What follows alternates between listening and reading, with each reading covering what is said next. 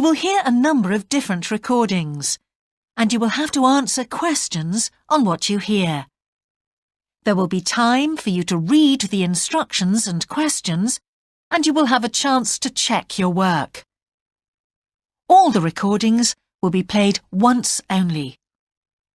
The test is in 4 sections. At the end of the test, you will be given 10 minutes to transfer your answers to an answer sheet. Now turn to Section 1. Section 1. You will hear a man asking for information about health services in the place where he is living. First, you have some time to look at questions 1 to 6.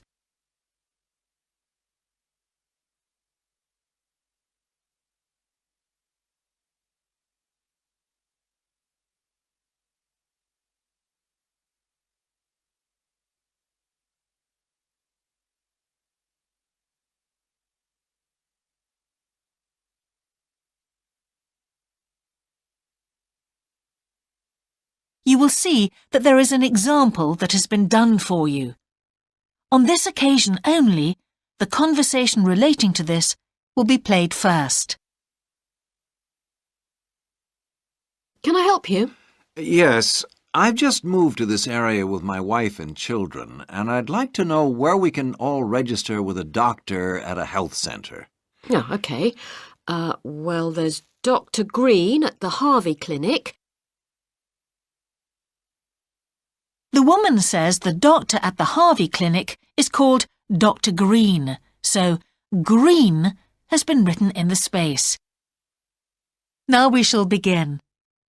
You should answer the questions as you listen, because you will not hear the recording a second time. Listen carefully and answer questions 1 to 6. Can I help you? Yes, I've just moved to this area with my wife and children, and I'd like to know where we can all register with a doctor at a health centre. Oh, OK. Well, there's Dr. Green at the Harvey Clinic. We always recommend her for babies because she's very good with them and she runs a special clinic. Oh, actually, my youngest child is 5, so that wouldn't be any good for us. Right. Is there anywhere else I could try? Yes, the Eshcol Health Practice is the next one on my list. How do you spell that? Eshcol. And it's Dr. Fuller who has space on his list. The clinic only opened a year ago, so the facilities are all very modern. That sounds good. And it's particularly good if you're busy during the day because they also do appointments in the evening. They're closed on Saturday, though. The only other place on the list is the health centre on Shore Lane. You can register with Dr. Gormley. That's Gormley. He's new there, but the centre has a very good reputation. Oh, yes. I think I know the road. That would be the best one. Thanks. Could you tell me, will all their services be free? There are usually some small charges that doctors make. Let me see what it says about the Shore Lane Centre. If you need to be vaccinated before any trips abroad, you won't have to pay for this. What else? The Sports Injury Treatment Service operates on a paying basis, as does the Nutritional Therapy Service. Some health centres do offer alternative therapies like homeopathy as part of their pay-to-use service. Shore Lane are hoping to do this soon. I think they may start with acupuncture. Oh. And finally, if you need to prove you're healthy or haven't had any serious injuries before a new employer will accept you, you can get a free fitness check-up there. But you'd most likely have to pay for insurance medicals, though. OK, thanks. Before you hear the rest of the conversation, you have some time to look at questions 7 to 10.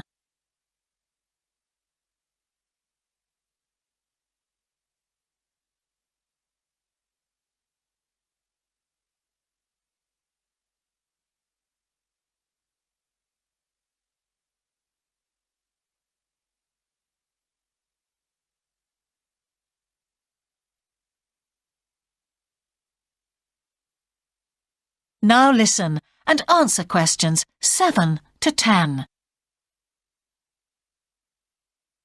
You might also be interested to know the centre is running a pilot scheme of talks for patients. I've got the list here. Actually, they look very interesting. What sort of things?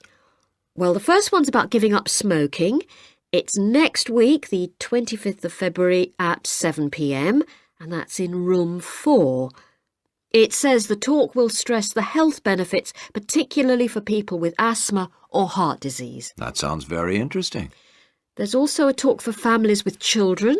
It's on healthy eating and takes place on the 1st of March at 5 o'clock. Will that be at the health centre? Actually, it's at the primary school on Shore Lane.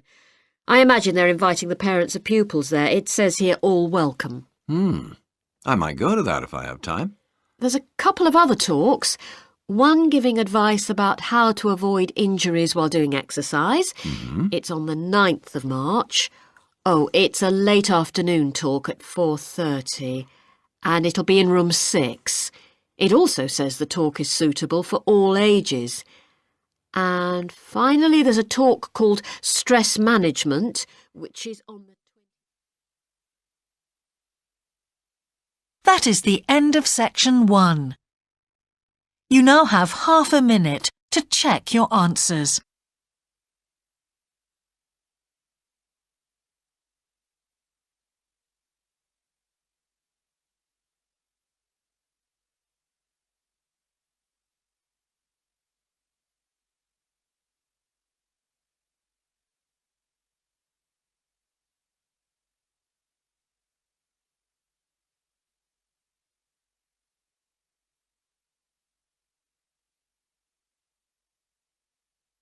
Now turn to section 2.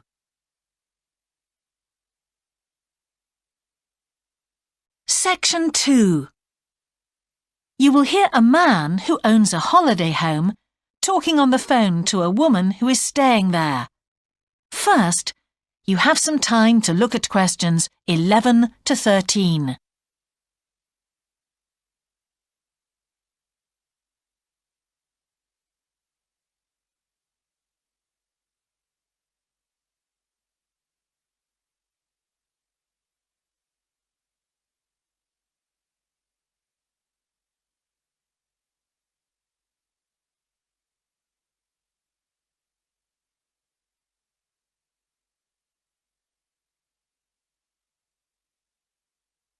Now listen carefully and answer questions 11 to 13. Hello? Hi, it's Laura Carlton here. We've just arrived at the holiday flat, but I can't get the hot water and heating to work. Oh, right. That's easy. Don't worry. In the upstairs cupboard, you'll find the water heater. You'll see 3 main controls on the left at the bottom of the heater. The first one, the round one on the far left, is the most important one for the heating and hot water. It's the main control switch. Make sure it's in the on position. The switch itself doesn't light up, but the little square below will be black if the switch is off. That's probably what's happened. It's got switched off by mistake. The middle one of these 3 controls, you'll see it's slightly larger than the first one, controls the radiators. If you feel cold while you're there and need the radiators on, this needs to be turned to maximum. The last of the 3 controls, the one on the right, is usually on about a number 4 setting, which for the water in the taps is usually quite hot enough. Below the heating controls in the middle is a small round plastic button. If there isn't enough water in the pipes, sometimes the heater goes out. If this happens, you'll need to press this button to reset the heater. Hold it in for about 5 seconds and the heater should come on again. Then there's a little square indicator under the 3rd knob that's a kind of alarm light. It'll flash if you need to reset the heater. It sounds complicated. I'm sure you won't have any problems with it. There should be some more instructions on the side of the heater. Call me back if you can't make it work. OK. Before you hear the rest of the conversation, you have some time to look at questions 14 to 20.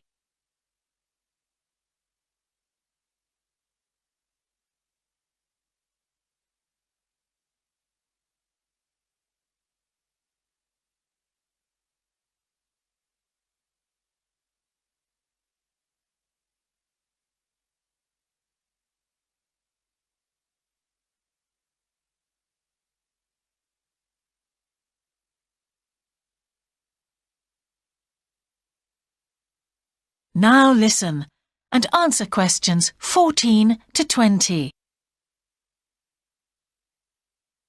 While you're on the phone, we haven't managed to find a few things we need, like extra pillows for the beds and some washing powder. Is there any here? Pillows, yes. If you look in the cupboard, the large white one upstairs, to the left of the bathroom door, there should be 4 or 5 on the top shelf. And if you want to do some washing, there's some powder for that, probably by the back door. There's a kind of shelf there above the sink. In fact, I'm sure there's some there in a large blue box. You need about half a cupful for each wash. Oh, and that reminds me. The spare key to the back door is hanging on a hook on the wall by the sitting room window. Please make sure to put it back when you've used it. The previous guest lost it in the garden and I had to get another one made. And if you have any trouble with the lamps, you'll find some spare bulbs in a large cardboard box. It's on top of the washing machine with all kinds of useful things in it. Oh, and another thing I forgot to mention when we last spoke. Yes? I've left you a local map, so you'll be able to find your way around easily. It shows the whole area. I put it in the top drawer of the chest under the TV in your bedroom. There's a whole file of local information in there too. Thanks. What about visiting the town? Can you give us any advice? Yes, you'll need to take the car. It's too far to walk from the flat, really. You have to pay to leave your car in all the car parks now, I'm afraid. I like the one that's by the station best, and you can walk to the town centre from there in 5 minutes. That's where all the best restaurants are. But if you want a takeaway, the Italian one does really good pasta and pizzas. Call 732281 for that one, or 766119 for the Chinese. They're both good, and they'll both deliver to the flat. As for places to visit, yes, do go and see the Railway Museum. The exhibition is small, but really good. It gets very crowded on Sundays, so I suggest you visit it on a quieter day, later in the week, but not on Thursdays, which is market day. You won't find anywhere to park, and it's also the only day of the week when they're not open. Anything else? Not for the moment. Thanks. That is the end of section 2. You now have half a minute to check your answers.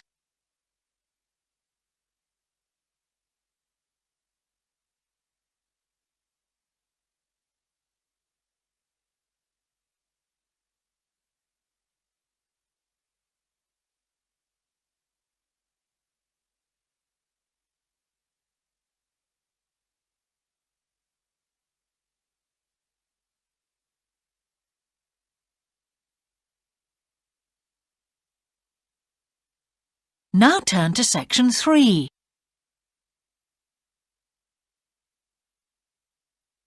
Section 3. You will hear a conversation between an English teacher called Paul and a former student of his called Kira. First, you have some time to look at questions 21 to 25.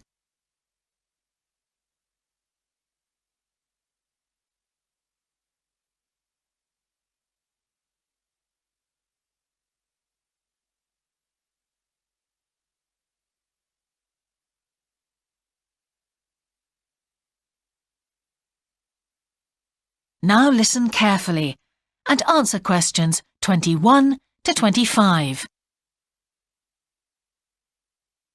Hello, Kira. How are you? Fine, thanks, Paul. How are you? Well, thanks. It's good to see you. It must be 12 months since you did our course. That's right. It's nice to come back and say hello. What course did you enroll in? Actually, I went straight into third-year pharmacy. They credited me with 2 years, which probably made it more difficult for me. On the other hand, you were lucky to be granted credits. Is that why you chose the course? Yes, and as I'd already finished a course in it in my country, I thought it would be easier if I studied something I already knew. I didn't realize you went into third year. I thought you started in first year. No wonder it was so hard. And what do you think is one of the big differences between studying at a university here and studying in your country? Well, I found it very difficult to write assignments because I wasn't familiar with that aspect of the system here. The main problem is that the lectures expect you to be critical. That made me feel really terrible. I thought, how can I possibly do it? How can I comment on someone else's research when they probably spent 5 years doing it?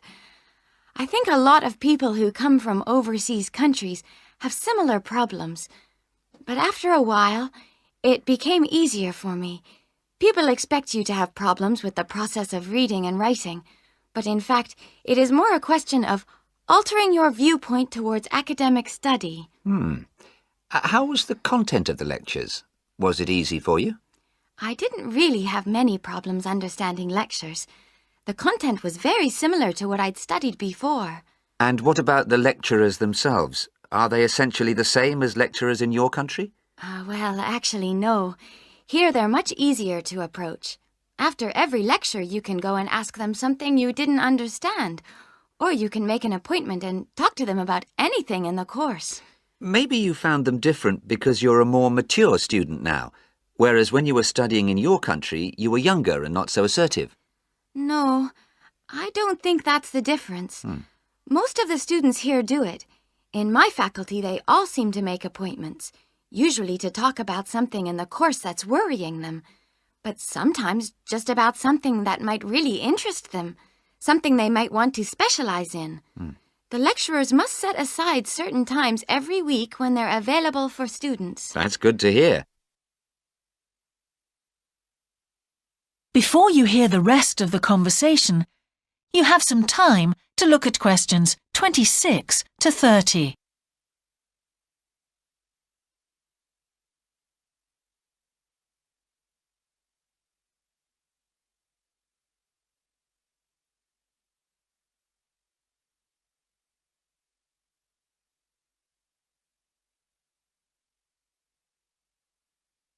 Now listen and answer questions 26 to 30. And how was your timetable? Was it a very busy year? Oh, very, very busy. They make you work very hard. Apart from lectures, we had practical sessions in a lot of subjects. We did these in small groups. I had to go and work 4 hours every week in a community pharmacy. Actually, I enjoyed this very much, meeting new people all the time. Then in second semester, we had to get experience in hospital dispensaries. So every second day we went to one of the big hospitals and worked there. And on top of all that, we had our assignments, which took me a lot of time. Oh, I nearly forgot. Between first and second semesters, we had to work full-time for 2 weeks in a hospital. That does sound a very heavy year. So, are you pleased now that you did it? Do you feel some sense of achievement? Yeah, I do feel much more confident, which I suppose is the most important thing. And have you got any recommendations for people who are studying from overseas? Well, I suppose they need very good English. It would be much better if they spent more time learning English before they enter the university, because you can be in big trouble if you don't understand what people are saying and you haven't got time to translate. Anything else? Well, as I said before, the biggest problem for me was lack of familiarity with the education system here. It sounds as if it was a real challenge. Congratulations, Kira. Thanks, Paul. That is the end of section 3. You now have half a minute to check your answers.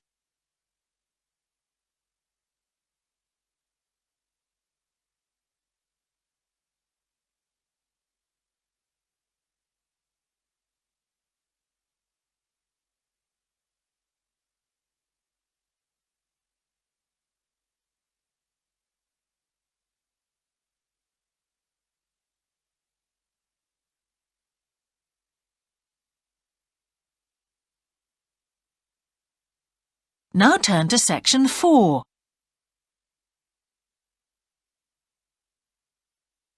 Section 4.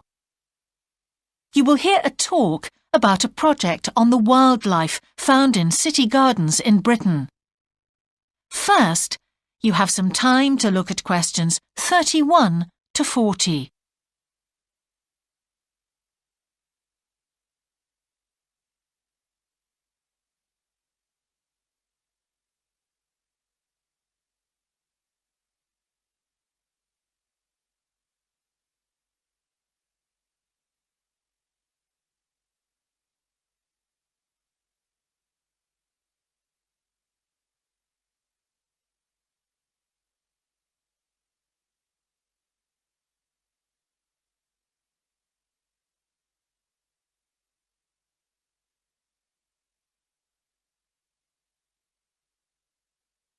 Now listen carefully and answer questions 31 to 40. Good morning. Today I'd like to present the findings of our Year 2 project on wildlife found in gardens throughout our city. I'll start by saying something about the background to the project, then talk a little bit about our research techniques, and then indicate some of our interim findings. First of all, how did we choose our topic? Well, there are 4 of us in the group, and one day, while we were discussing a possible focus, 2 of the group mentioned that they had seen yet more sparrowhawks, one of Britain's most interesting birds of prey, in their own city centre gardens, and wondered why they were turning up in these gardens in great numbers. We were all very engaged by the idea of why wild animals would choose to inhabit a city garden. Why is it so popular with wildlife when the countryside itself is becoming less so? The first thing we did was to establish what proportion of the urban land is taken up by private gardens. We estimated that it was about 1/5, and this was endorsed by looking at large-scale usage maps in the town land survey office, 24% to be precise. Our own informal discussions with neighbors and friends led us to believe that many garden owners had interesting experiences to relate regarding wild animal sightings. So we decided to survey garden owners from different areas of the city. Just over 100 of them completed a survey once every 2 weeks for 12 months, ticking off species they had seen from a pro forma list, and adding the names of any rarer ones. Meanwhile, we were doing our own observations in selected gardens throughout the city. We deliberately chose smaller ones because they were by far the most typical in the city. The whole point of the project was to look at the norm, not the exception. Alongside this primary research on urban gardens, we were studying a lot of books about the decline of wild animals in the countryside and thinking of possible causes for this. So what did we find? Well, so much that I just won't have time to tell you about here. If you're interested in reading our more comprehensive findings, we've produced detailed graphic representations on the college website, and of course any of the group would be happy to talk to you about them. Just email us. What we've decided to present today is information about just 3 species because we felt these gave a good indication of the processes at work in rural and urban settings as a whole.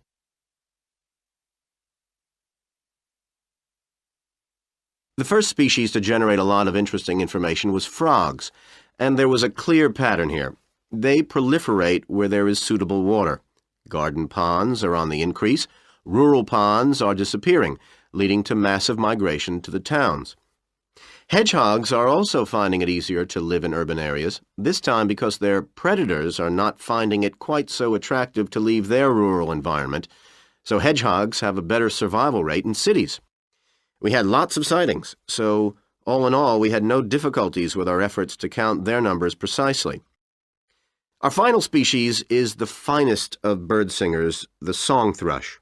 On the decline in the countryside, they are experiencing a resurgence in urban gardens because these days gardeners are buying lots of different plants, which means there's an extensive range of seeds around, which is what they feed on. Another factor is the provision of nesting places, which is actually better in gardens than the countryside. Hard to believe it, but it's true. Incidentally, we discovered that a massive new survey on song thrushes is about to be launched, so you should keep an eye open for that.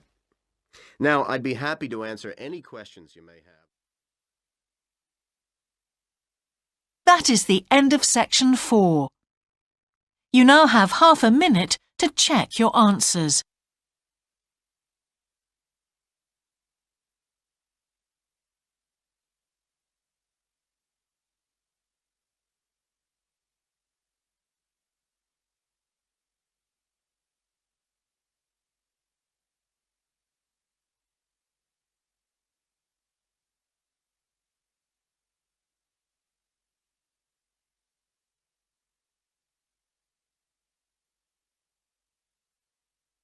That is the end of the listening test. In the IELTS test, you would now have 10 minutes to transfer your answers to the answer sheet.